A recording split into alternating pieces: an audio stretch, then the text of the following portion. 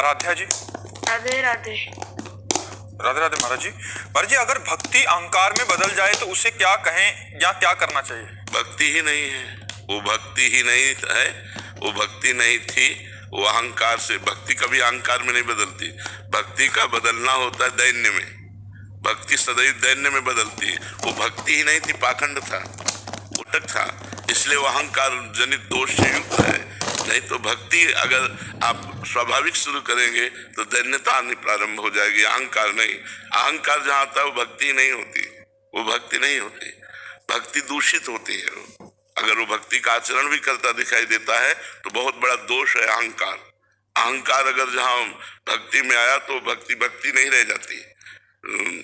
भगवत ऋषि जी ने लिखा है, विद्या रूप महत्व कुल धन यौवन अभिमान सट कंटक देखे जहां रहे न भक्ति निदान। रहे न भक्ति निदान स्वांग सब नगर नारी के विषयीन हाथ बिकाए नहीं रिझवर भतारी के। कह रहे हैं कि जहाँ विद्या का अहंकार, रूप का अहंकार, महत्व का, कुल का, धन का, यौवन का, ये साधन का अहंकार रहता है, वहाँ ये कांटे हैं मानो।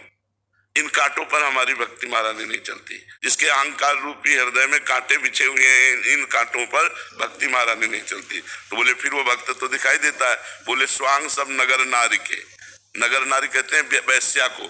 वैश्या जैसे पूरा श्रृंगार करती है तो अपने पति को रिझाने के नहीं, पर पुरुषों के।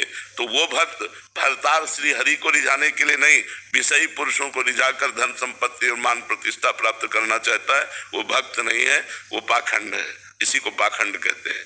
तो जहाँ ज्ञान वैराग्य भक्ति है वहाँ